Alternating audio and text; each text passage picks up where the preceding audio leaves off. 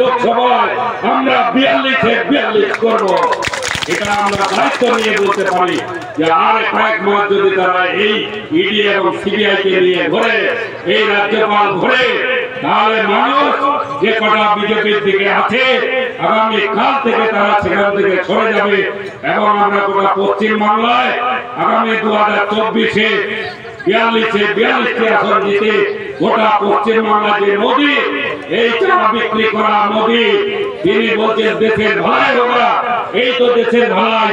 4টা শিশু এখানে মারা গেল, তিনি একটা টুইট পর্যন্ত করলেন না যে আমি প্রধানমন্ত্রী হিসাবে দুঃখ প্রকাশ করছি, তার ছেলে কে মরেছে জানি না, যদি সেটা সত্যি হয় তাহলে আমি দুঃখ প্রকাশ করছি। না মোদী করলো, না অমিত শাহ করলো, না কেন্দ্রীয় মন্ত্রী করলো, না বিজেপির এমপি করলো, না বিজেপির এই সামনে 2000 লোকসভা নির্বাচনকে দিয়ে এই বিএসএফ কে দিয়ে আমাদের বুথে বুথে এরা শাসন করবে, আমাদেরকে ঘরে ঢোকাবার ব্যবস্থা করবে। আমরা দায়িত্ব নিয়ে বলছি ভোট আমাদের, মানুষ আমাদের, ভোট আমাদের।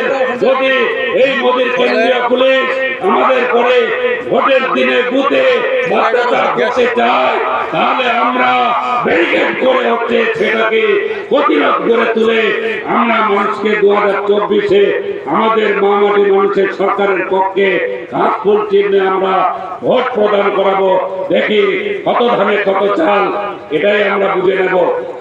আজ পঞ্চম দিনে উত্তর দিনাজপুর জেলার চোপড়া ব্লকের দাসপাড়া গ্রাম পঞ্চায়েতের চেতলা গাছ গ্রামের যে শিশু মৃত্যু হয়েছিল তার প্রতিবাদে তৃণমূল কংগ্রেসের যে অবস্থান চলছিল তা পঞ্চম দিনে পড়েছে। উপস্থিত আছেন হামিদুল রহমান চোপড়ার বিধায়ক সহ ইসলামপুর ব্লক তৃণমূল কংগ্রেসের সহ সভাপতি কামাল উদ্দিন, ফজলুল হক, চোপড়া পঞ্চায়েত সমিতির সহকারী সভাপতি সহ অন্যান্য নেতৃত্বরা। সেদিন শিশু চাইল্ড কমিশন যারা এসেছিল তারা ঘটনাটা দেখেছে এবং দেখে হচ্ছে যে তারা বিএসএফকে মানে এটাকে দায়ী করেছে এবং আমরা পরস্পরে জানতে পারছি যে যদিও অফিসিয়ালি আসেনি, তারাও হয়তো তাদের দোষটাকে বুঝতে পেরে এটা শুনছি যে এখানকার কোম্পানি কমান্ডার যে ছিল তাকে ক্লোজ করেছে নাকি, এটা আমার শোনা কথা। যাই হোক, যতক্ষণ না পর্যন্ত এটা আন্দোলনটা চলবে, এদের গ্রেপ্তার বা দোষীদের শাস্তি যতক্ষণ না হয় বিএসএফের মধ্যে যারা যুক্ত, ততক্ষণ পর্যন্ত আন্দোলন আমাদের চলবে। এই শোকাহত পরিবারের জন্য কিছু কন্ডিশন তুলে দিলেন বিএসএফের জন্য, তো সেইগুলো যদি একটু বলতে। আমরা আমাদের আজকে এখানে শোকাহত পরিবার এর কাজে কেন্দ্রীয় সরকারের 4টা পরিবারের জন্য কেন্দ্রীয় সরকারের পক্ষ থেকে 4টা চাকরির ব্যবস্থা করতে হবে এবং সেই পরিবারগুলো আর্থিকভাবে পিছিয়ে পড়া, রিক্সা চালক, টোটোওয়ালা, একজন আছে হ্যান্ডিক্যাপ, তিনি কথা বলতে পারে না, তাই তাদের আর্থিক সহযোগিতা কেন্দ্রীয় সরকারের পক্ষ থেকে আমরা দাবি তুলছি। এবার তৃতীয়ত হচ্ছে যে যারা এই দোষে এই বিএসএফ যারা দোষী তাদের দৃষ্টান্তমূলক শাস্তি চাইছে।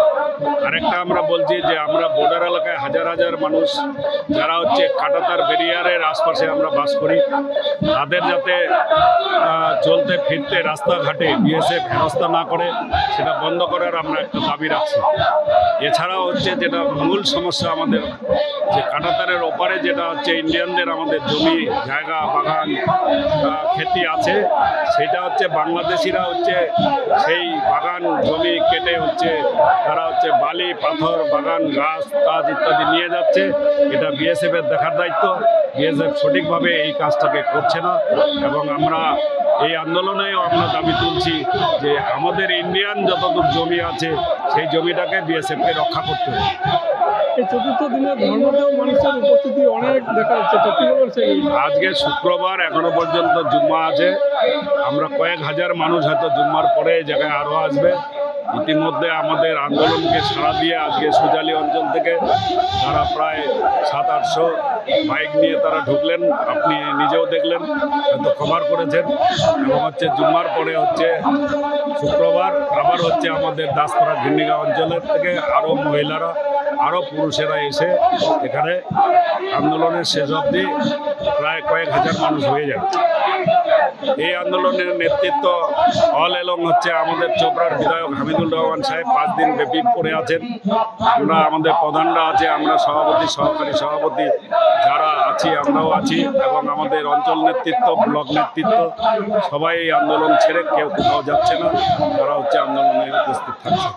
কালকে কংগ্রেস একটা শোক মিছিল করেছিল, যেখানে বলছে যে তৃণমূল ওখানে মাটি আঁকড়ে ধরে রেখেছে এবং পার্টির ফ্ল্যাগ নিয়ে তারা ওখানে কংগ্রেস করছে, একটা রাজনীতির রং দিতে চাইছে, এমনটাই তারা অভিযোগ করেছিলেন কালকে। শোনেন, এটা রাজনীতির রং নয়, বাস্তবে রাজনীতি যেটা হচ্ছে যে আমরা হচ্ছে অন্যায়ের বিরুদ্ধে তৃণমূল পার্টি, আমাদের নেত্রী হচ্ছে আন্দোলন করে হচ্ছে পশ্চিমবাংলায় 34 বছরে বামপন্থী সরকারকে উৎখাত করেছে, জমি আন্দোলন করে, সিঙ্গুর নন্দীগ্রামের আন্দোলন করে। তাহলে যখনই এরা এই শিশুগুলো হত্যা হলো, বিএসএফ এর পক্ষ থেকে যখন কোনো রকম দুঃখ প্রকাশ করলো না, এখানে যখন হচ্ছে যে কেন্দ্রীয় সরকারের পক্ষ থেকে কোনো টুইট হলো না, আমাদের দার্জিলিং লোকসভার বিজেপির এমপি তিনি কোনো রকম বার্তা পাঠালেন না, তাহলে আমাদের আন্দোলন ছাড়া কি গতি আছে? তাই আমরা সেদিন থেকে আন্দোলনে আমরা আছি। এটা যদি রাজনীতি হয় হবে, কিন্তু আমরা অন্যায়ের বিরুদ্ধে আন্দোলনে আছি। আর কালকে আমি শুনেছি কংগ্রেসের নেতা এআইসিসির নাকি তিনি যে ধরনের বক্তব্য দিয়েছেন, একদিকে শোক মিছিল করছেন, কিন্তু এই মৃত্যুর জন্য যে দায়ী বিএসএফ, তারা আজকে বিএসএফ এর দালালি করেছেন এক প্রকার। তারা কোনো বিএসএফকে আরোপ করতে চাননি। তাহলে কেন চাননি? তারা কি দেখতে পাচ্ছেন না যে সেই ড্রেনটা আজকে বিএসএফ এলাকায়, সিপিডব্লিউডি এলাকায় 12 ফিট ড্রেন একটা কেটেছে, সেটা পাগল হলেও তো দেখে যেতে পারে। তাহলে এর জন্য দায়ী তো পুরো বিএসএফ। তাহলে বিএসএফ এর দালালি করবার মতো কালকে একটা স্টেটমেন্ট দিয়েছে, আমি এই বক্তব্যকে নিন্দা করি। অন্যদিকে আজকে 3টার সময় উত্তর দিনাজপুর জেলা কংগ্রেসের সভাপতি মোহিত সেনগুপ্ত আসবেন এই শোকাহত পরিবারকে দেখতে। আচ্ছা, আসুক, গণতান্ত্রিক দেশ আছে, আমরা আসতে তো কাউকে বারণ করছি না, আমরা কাউকে রুকআউট করছি না, আমরা তো বিচার চাইছি। তাহলে তারাও এসে যদি আসবে তারা তাদের মতো করে বললে ভালো।